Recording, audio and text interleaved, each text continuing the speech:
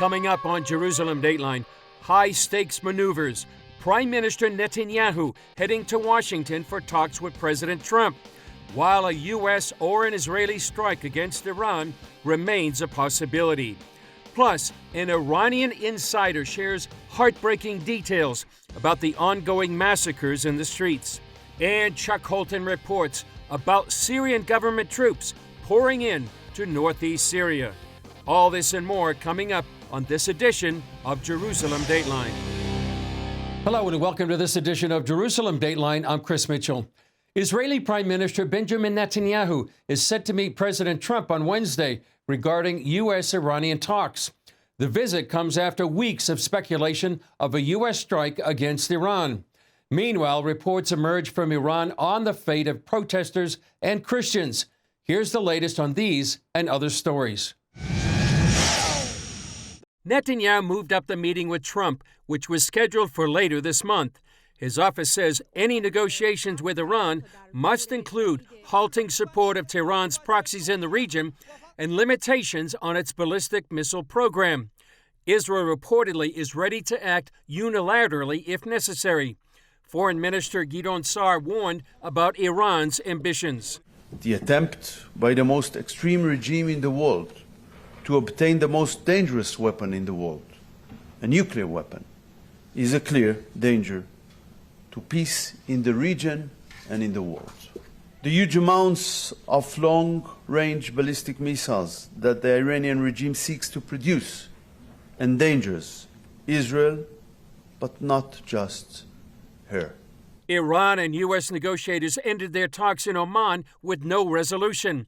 Iran's foreign minister says his government is not afraid of the U.S. military buildup in the region, insists on uranium enrichment, and won't budge on ballistic missile production. Aragchi blamed the protesters and their leaders for the regime's violent crackdown. What we witnessed in Tehran and other Iranian cities over 10 days were demonstrations, and the protests themselves were fully accepted. The government was also engaged in talks with leaders of the demonstrators. But on the 8th, 9th, and 10th of January, we were faced with a terrorist action. Iran puts the death toll at just over 3,000. But an Iranian church leader who just left the country tells CBN News the number is much higher than that. The number is something more than 50,000 people has been killed by the regime. He says the violence hasn't stopped. The form has changed because we have so many people have been arrested and they are in the huge risk of execution and also torture inside of the jails. There have been some reports that some people have been executed. But of course, the government tried to keep it hidden, and they're doing it behind the closed doors. Eyewitness accounts also reveal executions on the street, inside hospitals, and even the homes of unarmed protesters. CBN News received this audio from inside Iran that documents the horrific crimes committed by the regime.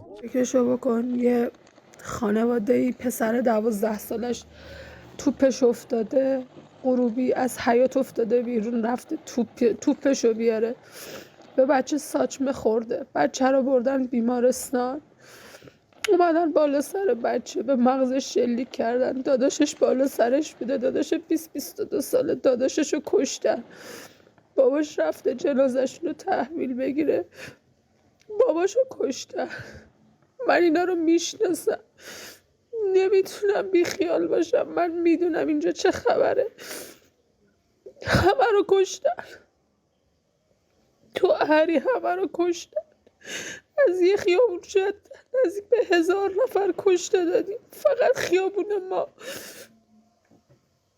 اون چیزی که شما میبینید با این واقعیتی که ما از نزدیک دیدیم خیلی فرق میکنه حتی تو جنگ 2 کشورم اینجوری نمیتونست باشه که اینجوری شد. Given the scale and brutality of the killings, the regime's actions are being called crimes against humanity. Before boarding the plane to America, Prime Minister Netanyahu laid out his agenda. I will present to the President our ideas about the principles in the negotiations, the important principles, and in my opinion, they're important not only for Israel, but for everyone in the world who wants peace and security in the Middle East. U.S. Ambassador to Israel Mike Huckabee is coming with Netanyahu. He says there is extraordinary alignment between Israel and the U.S. The talks reportedly will focus on Iran's uranium enrichment, ballistic missiles, and support for regional terror proxies, as well as Iran's deadly crackdown on its own protesting citizens. This, as the U.S. and Iran are expected to hold a second round of meetings. Iran is refusing to halt uranium enrichment. U.S. forces are moving into the region, and new satellite photos show Iran has covered the entrance to tunnels to its nuclear site in Isfahan. Iran is also refusing to talk about missiles, claiming they're key to its defense. After the June war, the IDF estimated Iran's stockpile fell to about 1,500 missiles. Israeli intelligence believes Tehran wants to build up an arsenal to about 8,000 missiles. Even without nuclear warheads, that would allow them to terrorize the region and could overwhelm Israel's anti-missile defense systems. Inside the Islamic Republic, Iranians are still being attacked, arrested, and murdered by the regime. It's an open prison. Nobody is allowed to speak. Nobody is allowed to express their opinion. Nobody is allowed to do anything unless the government dictates them. And it's a sad story. Edwin Abnous of Heart for Iran tells CBN News these protests are different from the past. Many things are aligned for Iranian people to be free, to use this momentum to get to the solution, which is a free Iran, to topple the regime and make sure there's some sort of democratic government is taking over. But the reality is they are grieving, they are scared, and they want international community to understand, to be their voice. And while Iranians don't want to see their country devastated by war, they desperately want U.S. intervention. First, do not negotiate with the regime. And if you cannot finish the job, a lot of them are asking with some sort of intervention, a military invitation, and shut down these the major leaders and the major locations where they are organizing these anti-protest violence against peaceful protesters on the street. One Iranian church leader called on Christians not to be silent and to stand on the right side of history. Please pray for all of those who are in jail right now and the people who are in the danger of execution. Please share their names out there and let others know. Because as people who are outside of Iran, don't consider yourself outside of this. You are also included in this battle. He added that being silent at this time will only help the regime. Julie Stahl, CBN News, Jerusalem. The situation continues to be dire inside Iran, with citizens hoping for a military strike to topple the Islamic regime. We spoke with someone who's witnessed the slaughter of protesters in the streets and with an American pastor closely involved with the underground church. Take a look. Hey everyone, I am Joshua Swanson here in Jerusalem with our Bureau Chief, Chris Mitchell, for CBN News. And today we are joined by Pastor Robbie Dawkins. Welcome back, Robbie. We are also joined by a very special guest. Is an Iranian Christian who is a part of the underground church inside Iran. Is speaking out at great personal risk to tell us what life is really like inside Iran right now as protests continue, violence escalates, and the regime tightens its grip. He'll share what he's hearing from the ground, what's happening to believers, and how decades of indoctrination have shaped the nation. This is a truly rare and sobering look inside Iran from someone who is living it. So first, the regime is claiming 3,117 deaths. What are people saying inside Iran? The number is much higher than that. The number is something more than 50,000 people has been killed by the regime. Okay, and the violence, is it actually stopped, or are you still seeing violence? During the protests, the violence was very extreme, but even currently the violence hasn't stopped. The form has changed because we have so many people have been arrested and they are in the huge risk of execution and also torture inside of the jails. Yeah, that's another thing we're hearing is early on the negotiations between the U.S. and the Islamic Republic were that the executions would stop. But what you're saying is that executions have begun again of those who were protesting and that have been arrested. Yeah, there have been some reports that some people have been executed. But of course, the government tried to keep it hidden, and they're doing it behind the closed doors. Okay, and now turning to the weapons, we heard that there were military-grade weapons and that the government was deliberately targeting eyes and heads. Is that true? Yes, that's very true. And there is a lot of military weapons and facilities and cars that are going inside of the streets, and they try to create fears inside of the town. But at the same time, if it's necessary, they shoot people. And then families. Are families being forced to pay to retrieve the bodies of their loved ones? Yes, that's also very true. And there are reports from the multiple towns that families have been forced to pay a big amount to get their bodies back. How would you describe what is happening right now to the protests, and how would you describe the mood of the people right now? Currently, people are mourning, and most of them, they're waiting for a savior, because they feel like if no change happens, all of those blood and the death has been a waste of life. So people are in extreme silence right now, even on social media. And as I said, they're just waiting for a change to happen. Thank you so much for sharing that information with us, Robbie. We've had you on several times. You've talked a lot about the growth of the church in Iran. Are you expecting revival if the Islamic Republic falls? And maybe you can comment on that as well.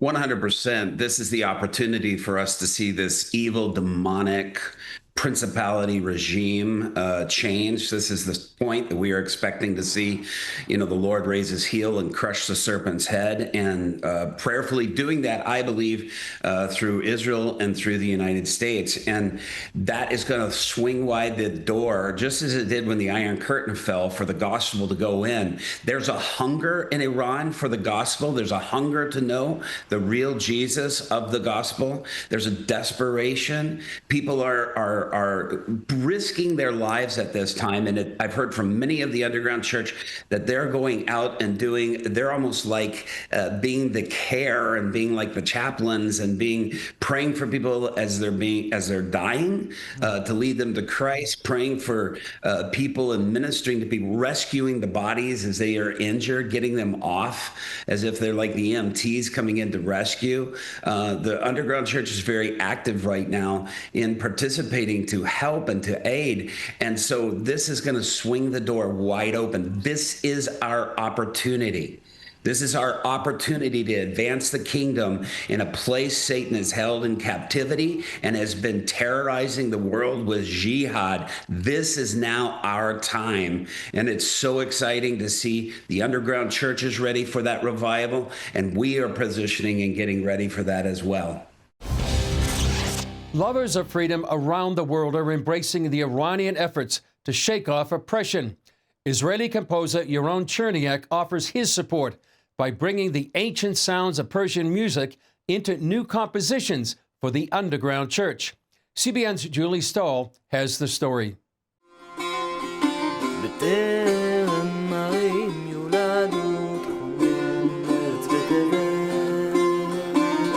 You're very connected to this region. Your music's very connected. For some reason, it was just on my heart so much to develop and produce and widen the repertoire of worship music in Farsi, in classical forms. So first of all, what you do is to learn about the culture, about the history, about the background of the culture, background of Iran. What is a Shia Muslim country? What is in terms of culture, of feasts? What do they do there? What about their poetry? You have to learn their poetry, their classic forms. And then, of course, as a musician, I started to dig in their music tradition.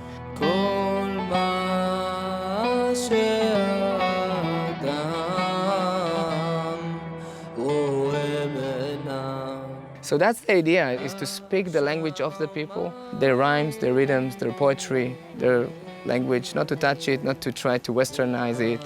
And the goal is to reach out to traditional societies, especially in Iran, where the underground church is facing persecution and oppression by the regime, the Islamic regime. And sometimes in those traditional societies, Western worship music, sometimes it's almost an obstacle for the traditional person. When he listened to that, he shut the door immediately.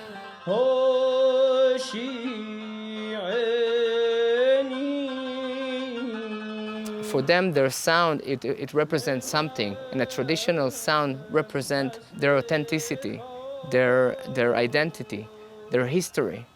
Their history is connected to something much more ancient than the rock music or jazz music or any other, you name it. Their music is very well rooted in their past. But what I do is to really send them, to use it as a way to communicate with them, to say, I'm not trying to change your culture is amazing. I just want to share with you this love to God and to the Son of God, Yeshua, that this is the way for you to find life and light.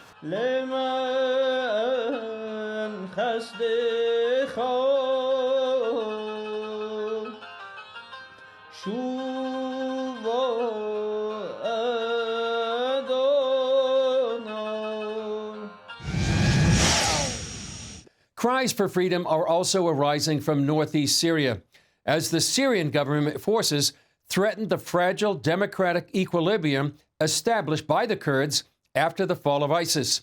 People are taking to the streets, while the possible release of the ISIS prisoners from detention camps raises security concerns even outside the Middle East. Chuck Holton reports from Kamishli. Tensions run high in northeast Syria as government forces loyal to Ahmed al-Sharaa begin taking control of the last areas held by the Syrian Democratic Forces.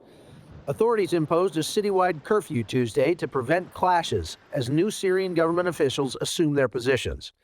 The Kurds say they've received assurances that Syrian military forces won't enter their areas, only limited security personnel to oversee the transition of municipal institutions. It has been set in the agreement that the Syrian army will not enter the Kurdish areas. Only a limited number of government security forces will enter to oversee the integration of institutions, after which they will withdraw. But Kurdish forces have reason to be skeptical. When government troops entered the city of Hasaka, many were seen displaying the one-finger gesture used by ISIS. Combined with reports of atrocities committed by HTS forces in other Kurdish areas, the gesture deepened Kurdish distrust of the new government's intentions. The new agreement was made basically to prevent other massacres. Our people might not agree on the deal that was made, but we wanted to prevent bigger attacks and to protect our areas, and therefore we signed the agreement. In Kamishli, demonstrators took to the streets, calling for Kurdish unity across the region, rejecting what they see as attacks on their communities. This demonstration is for Rojava, and it is to reject the attacks on us, which kill people and civilians. We demand the unity of the Kurds in all 4 parts of Kurdistan. Turkish President Erdogan, a known supporter of HTS and the Muslim Brotherhood, issued a stern warning against any attempts to undermine the transition agreement. I say this clearly and unequivocally. Whoever attempts to sabotage this will suffer the consequences. Those who resort to terrorism, whether today or in the future, for whatever reason, must know that they will not achieve any results. The political tensions here are complicated by another urgent question. What happens to the thousands of ISIS families who have been guarded by Kurdish forces in detention camps for almost 10 years? As the new Syrian government takes over, there are serious concerns that these people, many of whom have been radicalized by years in captivity, will be just sent home to their home countries or, worse, set free here in Syria. Inside the camps, detainees from dozens of countries plead for repatriation. Many are widows of ISIS fighters who say they don't belong with the hardline radicals surrounding them. Honestly, I am very tired and want to get out of here because I am not like these people. I mean, I have a different mind and way of thinking. I don't deserve to be here. I understand that dangerous and radical people must stay in, but I am not like them. After 9 years of detention, desperation is mounting. Families say their children are growing up without education or hope for the future. Life is not only about eating, drinking, or sleeping. No, we have children who must learn and see the outside world. We are dead in this life, dead in life, and don't know who gave us this verdict. Who sentenced us to 9 years of this? I don't know. As the new Syrian government consolidates control, the fate of these camps remains uncertain. Many home countries, particularly in Europe, have been reluctant to repatriate their citizens, leaving thousands in legal limbo. The question now is whether Syria's new leadership will maintain the status quo or seek a different solution to a problem nearly a decade in the making. From Qamishli, I'm Chuck Holton for CBN News. Why should Christians bless and support the Jewish people and Israel? If you're a follower of Jesus, you must take his words to heart. Jesus said, "Salvation comes through the Jews." God chose to write his story of redemption in and through the Jewish people, and he will never turn back on the call and grace given to Israel. At CBN Israel, we have the great privilege to bless and tangibly demonstrate the never-ending love of God for the Jewish people and all the peoples of this land. Partner with us and help terror victims, immigrants fleeing anti-Semitism, refugees, Holocaust survivors, single mothers, to rebuild their lives with dignity and hope by meeting their physical, emotional, and spiritual needs. Give today and let your faith, which is rooted in Israel's story, shine for the glory of God.